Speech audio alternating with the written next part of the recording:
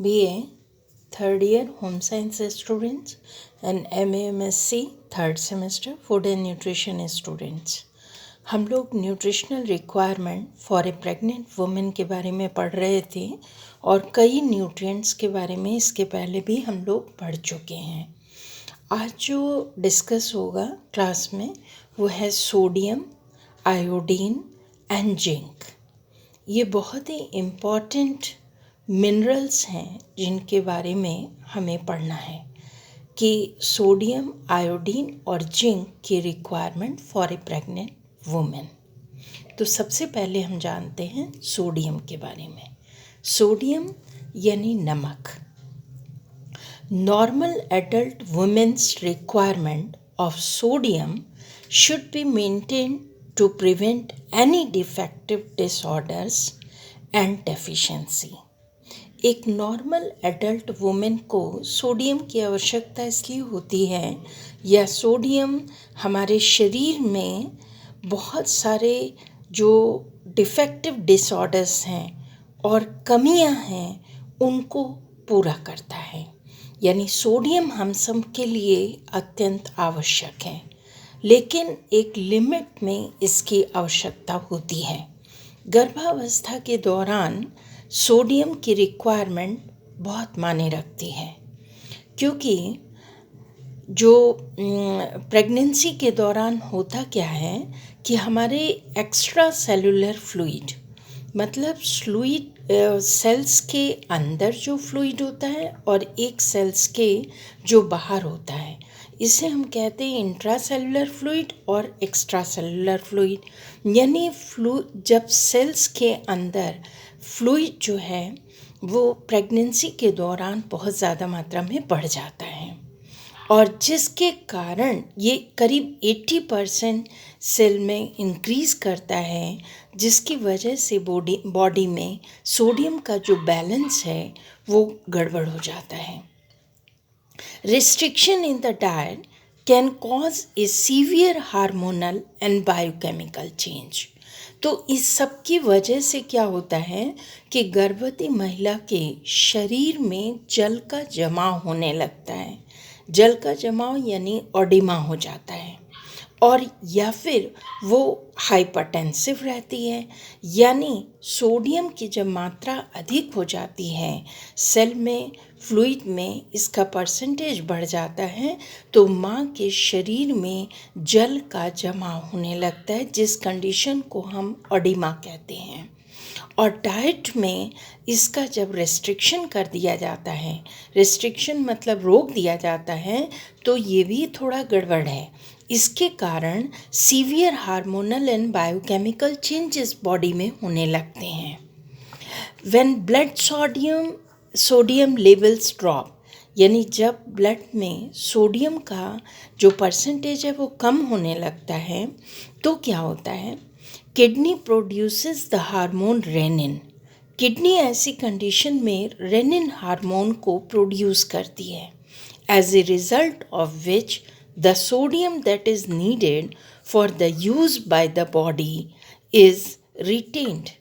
तब सोडियम जो है शरीर में काम आने लगता है ताकि उसकी फिर आवश्यकता महसूस की जाती है ताकि किडनी जो कि रेनिन हार्मोन को प्रोड्यूस कर रही है वो ठीक प्रकार से कार्य कर सके। When the system is overtaxes it can result in sodium deficiency. जब सिस्टम इज़ ओवरटैक्सेस का मतलब ये है कि जब शरीर में बहुत ज़्यादा मात्रा में सोडियम का यूज़ होने लग जाता है तो सोडियम की शरीर में कमी भी हो जाती है और इस कमी के परिणाम स्वरूप क्या होते हैं कि causes an increase risk of eclampsia, यानी एक गर्भवती महिला में विषाक्तता की स्थिति उत्पन्न हो जाती है। शरीर में पॉइजन होने की चांसेस हो जाती हैं। प्री मैच्योरिटी, समय से पूर्व बच्चे का जन्म हो जाता है। And low birth weight of infants, और जो शिशु जन्म लेता है वह कम वज़न का पैदा होता है। इसका मतलब है कि सोडियम की आवश्यकता भी है, लेकिन आवश्यकता से ज़्यादा सोडियम नहीं लेना चाहिए, न ही कम लेना चाहिए। तो सोडियम अत्यंत आवश्यक है एक नॉर्मल लेडी के लिए, जितने भी डिसऑर्डर्स या डेफिशिएंसीज हो रही हैं उनको दूर करने के लिए, और एक प्रेग्नेंट लेडी के लिए तो बहुत ज़्यादा ज़रूरी है। तो सोडियम का रिस्ट्रिक्शन उन्हीं कंडीशंस में, जैसे कई महिलाएं ये जब देखती हैं कि वो उनके पाँव में नीचे गर्भवती महिला की सूजन आ रही है, तो वो तुरंत पूरा पूरा खाने में से सोडियम को रिस्ट्रिक्ट कर देती हैं, लेकिन एकदम से सोडियम रिस्ट्रिक्ट नहीं करना चाहिए, फिर बॉडी में बैलेंस गड़बड़ हो जाता है। तो डॉक्टर की एडवाइस पर जब डॉक्टर कहे तो उसके हिसाब से सोडियम की मात्रा अपने आहार में तब कम लेनी चाहिए जब उनके शरीर में ओडिमा हो यानी जल का जमाव ज़्यादा हो गया हो, जिसको मैंने पहले भी कहा कि एक्स्ट्रा सेलुलर फ्लूइड मात्रा बढ़ जाती है, और हाइपरटेंशन यानी उनको ब्लड प्रेशर की शिकायत हो रही हो। तो ऐसी कंडीशन में सोडियम कम मात्रा में लेना चाहिए, बिल्कुल से बंद नहीं करना चाहिए, नहीं तो उसकी जो साइड इफ़ेक्ट्स हैं दूसरी तरफ से और भी दिखाई देने लगते हैं। दूसरा इम्पॉर्टेंट जो ट्रेस मिनरल है वो है आयोडीन। आयोडीन ट्रेस मिनरल है और बहुत ही इम्पॉर्टेंट है। ICMR 2010 recommends additional requirement of 25 μg during pregnancy to the adult requirement of 100 to 200 μg। इसका मतलब स्टूडेंट्स आपको ये समझना चाहिए कि ICMR 2010 ने एक नॉर्मल एडल्ट लेडी, चाहे वो सेडेंट्री वर्कर हो या मॉडरेट वर्कर हो या हैवी वर्कर हो, तीनों प्रकार की लेडीज़ के लिए 100 to 200 म्यूजी यानी माइक्रोग्राम बहुत ही कम मात्रा में इसकी आवश्यकता है, लेकिन ये अत्यंत आवश्यक मिनरल है एक गर्भवती महिला के लिए भी और एक नॉर्मल एडल्ट लेडी के लिए भी। लेकिन अगर सेडेंट्री, मॉडरेट या हैवी में से किसी भी प्रकार की महिला प्रेग्नेंट हो जाती है तो उसे 100 जैसे 100 to 200 म्यूजी पर डे ले रहे हैं, तो अगर प्रेगनेंसी है तो इसमें +25 म्यूजी पर डे के हिसाब से आयोडीन जोड़ करके अवश्य अपने आहार में शामिल करना चाहिए, अपनी डाइट में लेना चाहिए। यानी प्रतिदिन उसकी खुराक यदि वो 100 म्यूजी ले रही हैं तो 120 म्यूजी पर डे उसे आयोडीन की आवश्यकता होगी, क्योंकि एक गर्भवती महिला के लिए आयोडीन बहुत ही इम्पोर्टेंस रखता है। आयोडीन की डेफिशिएंसी अगर गर्भवती महिला में होती है तो उससे बहुत सारे बुरे प्रभाव दिखाई देते हैं, जैसे वो कभी भी उसका एबॉर्शन यानी गर्भपात हो सकता है, वो एक मरे हुए बच्चे को जन्म दे सकती है। इसके अलावा कुछ कॉन्जेनिटल डिफेक्ट्स आ सकते हैं जो कि जेनेटिक डिफेक्ट्स भी हो सकते हैं। इंक्रीज मॉर्टेलिटी, मृत्यु दर बढ़ जाती है।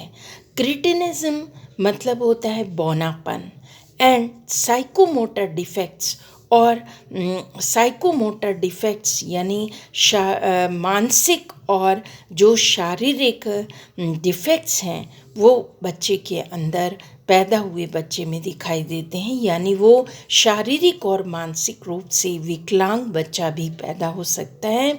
इसलिए गर्भवती महिला के शरीर में कभी भी आयोडीन की कमी, हालांकि बहुत कम मात्रा में इसकी आवश्यकता प्रेगनेंसी में बढ़ रही है, लेकिन ये अत्यंत आवश्यक है।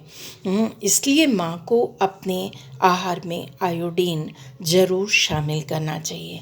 और वो मदर्स, ख़ास तौर से mothers who are living in goitre endemic areas, जिन जगह पे ज़्यादा होता है, मतलब जहाँ पे तराई एरिया है, जहाँ की मिट्टी में, पानी में आयोडीन की कमी है और ग्वाइटर बहुत ज़्यादा परसेंटेज में देखा जाता है, ऐसी जगहों पर रहने वाली गर्भवती महिलाओं को निश्चित रूप से should ensure that they get enough iodine through iodise salt and other means.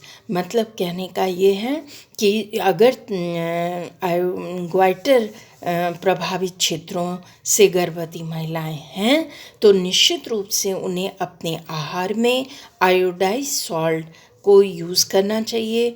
प्रतिदिन अपने आहार में सादे नमक की जगह आयोडाइज सॉल्ट यूज़ करें।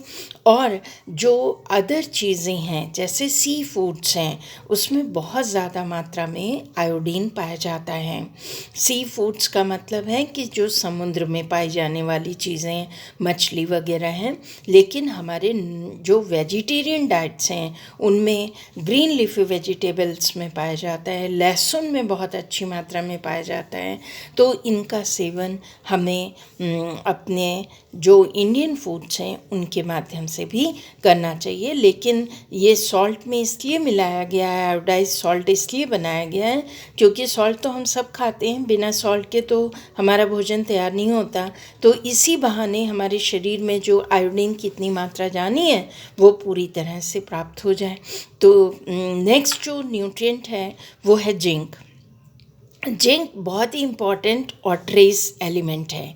ये ट्रेस एलिमेंट इसलिए कहलाता है क्योंकि ये हमारे शरीर के लिए, ये प्रत्येक कोशिका में, हमारे शरीर की प्रत्येक कोशिका में मौजूद रहता है और प्रत्येक कोशिका को एक तरह से जिंक जीवन प्रदान करता है। ये हमारे शरीर में एंटीऑक्सीडेंट्स की तरह कार्य करते हैं और इनकी आवश्यकता एक गर्भवती महिला को तो बहुत ज़्यादा होती है क्योंकि जिंक गर्भावस्था के दौरान माँ के शरीर में भी परिवर्तन हो रहे हैं, वृद्धि एवं विकास हो रहा है और साथ ही साथ फीटस का ग्रोथ एंड डेवलपमेंट हो रहा है। 2 महीने तक एम्ब्रॉनिक डेवलपमेंट होता है और 2 महीने के बाद जो 9 महीने प्रसव से पहले यानी गर्भ समाप्त होने से पहले जो पूरा डेवलपमेंट है वो जिंक के ऊपर निर्भर करता है। इसलिए एक गर्भवती महिला के शरीर में जिंक की आवश्यकता बहुत मायने रखती है और जिंक की कमी अगर गर्भावस्था में होती है तो इसके बेटा न्यू बॉर्न बेबी के ऊपर बहुत ही एडवर्स इफ़ेक्ट्स दिखाई देते हैं। जैसे zinc deficiency during the pregnancy leads to adverse effect on the newborn, including fetal mortality and reduce intrauterine growth। मतलब अगर जिंक की कमी हो जाती है गर्भावस्था के दौरान तो जो न्यूबॉर्न बेबी है इसके ऊपर बहुत बुरे प्रभाव पड़ते हैं। फीटल मोर्टेलिटी का मतलब ये है कि माँ के गर्भ में ही फीटस समाप्त हो जाता है, ख़त्म हो जाता है, मरा हुआ बच्चा पैदा होता है। एंड रिड्यूस इंट्रायूट्राइन ग्रोथ यानी यूट्रस में जितनी ग्रोथ होनी चाहिए वो नहीं हो पाती। तो इसलिए बहुत ज़रूरी है कि माँ को जिंक अपनी डाइट में पूरी तरह से या भरपूर मात्रा में प्राप्त हो। Low zinc during pregnancy doubles the risk of low birth weight और प्री टर्म बेबी। जो अगर जिंक की डेफिशिएंसी प्रेगनेंसी के दौरान होती है तो बेटा प्रेगनेंसी में जो लो बर्थ वेट बेबी का मतलब ये है कि जन्म के समय कम वज़न का बच्चा पैदा होना, ये तो डबल रिस्क होता है। और जो इससे ट्रिपल रिस्क होता है वो प्री टर्म बेबी का है, यानी समय पूर्व पूरा करने से पहले ही बच्चे का जन्म हो जाता है। ऐसे बच्चे 6 महीने में या 7 महीने का समय पूरा होता है तभी उनका जन्म हो जाता है। तो ऐसे बच्चों का सरवाइव कर पाना या जीवित रह पाना बर्थ लेने के बाद बहुत मुश्किल हो जाता है। इसलिए माँ को अपने आहार में जिंक ज़रूर शामिल करना चाहिए। जिंक हमें बहुत सारी चीज़ों से प्राप्त होता है। जैसे हम इंडियन फूड्स को ही देखें तो जिंक जो है जितने तरह के, जैसे तिल है, तिल में होता है अलसी, तिल, अलसी, मूंगफली, बादाम, काजू हैं। और इसके अलावा छोले, राजमा, जिसको सब लोग सेवन जिनका कर सकते हैं, पालक में और लहसुन में बहुत ज़्यादा मात्रा में जिंक पाया जाता है। तो जिंक का और सी फूड्स तो इसके भी साधन हैं। तो जिंक हम इन सब चीज़ और अंडे की जर्दी में जिंक बहुत होता है। तो अगर माँ नॉनवेज या अंडा लेने वाली है तो वो अंडे की जर्दी ले सकती है। तो जिंक को किसी न किसी रूप में ज़रूर लेना चाहिए। और आजकल डॉक्टर्स जब 4 महीने की प्रेगनेंसी हो जाती है तो उसके बाद उन्हें जो है वो जिंक, आयरन, फॉलिक एसिड और जिंक को प्रेस्क्राइब करते हैं। तो बच्चों, आज मैंने इतना आपको तीनों न्यूट्रिएंट्स के बारे में बता दिया। मुझे उम्मीद है कि आपको समझ में आया होगा। और जिन भी बच्चों को क्वेरी हो वो चैट बॉक्स में अपनी क्वेरी डाल सकते हैं और पर्सनली मुझे कांटेक्ट कर सकते हैं। Thank you.